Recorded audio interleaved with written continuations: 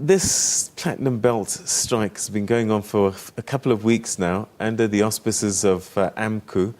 Numsa didn't want to join. What's changed that they're now joining the party, as it were?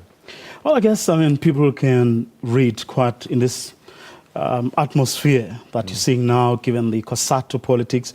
Remember, Numsa declared long time ago that it wants to now organize even in areas where some of its the unions that are affiliated to COSATU as well are organizing. If you look at, rumors have been spread around about the proximity of Numsa leaders to people like the EAFF and Julius Malema, and as you will have noticed after Marikana, those people are very close to Malema. Many of them, Malema has been there all the time. He was the first leader to go there for that they invited to go there. So people may then want to make the connections, especially given the gravity of the whole infighting within COSATU now. But if you take a step back and ask yourself, if your members are saying to you, want a double-digit increase, if your members are saying we want a housing allowance because management gets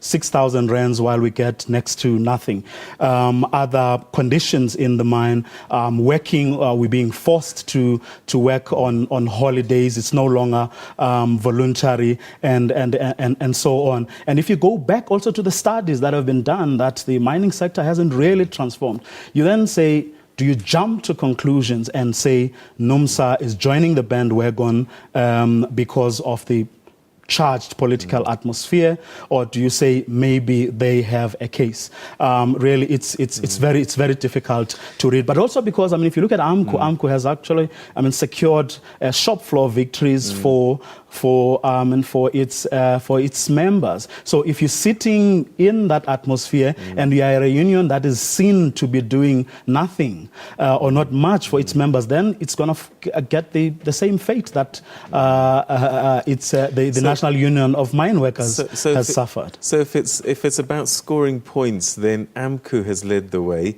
and Numsa is now following, as it were. Will some Numsa members be thinking we're in the wrong camp, maybe we should cross the floor and join AMKU because they've been leading this fight? Well, you could argue that that's probably part of the reason why Numsa has actually decided to make this move. But perhaps an important point to make there is that AMKU, by and large, is in the mines, right? Whereas traditionally, Numsa has been in the smelters and in the refineries and so on. They are the dominant union there, followed by Solidarity. So if really you go to that, you get into that detail, then that argument probably doesn't really hold. But hey, who knows?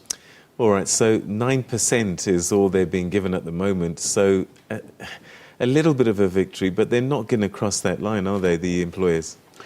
It's difficult to tell because, employers have been saying all along that they can't afford this. But beyond that, people who are looking at the big picture have been saying it's going to be difficult for South Africa to attract investment in the light of this atmosphere. But if you're a worker, do you really give consideration to the big picture, or do you care about putting bread on your table? My answer is, workers will look at at what satisfies them and less the big picture. But then you could argue that the work or the duty of organized trade unionists, especially where you have strong leaders, it is to make your workers see the big picture, that you may have to forgo certain things now because in the interest of, for example, making sure that you keep the jobs. Can they afford another week? They'll end up in a month when they've got no pay.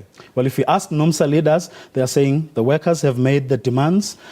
We've got to, and they are saying if they are not, their demands are not being met, they are prepared to go on strike. So it's what the workers want. All right, we're going to have to leave it there. But thanks very much indeed for giving us a little bit of insight on that story.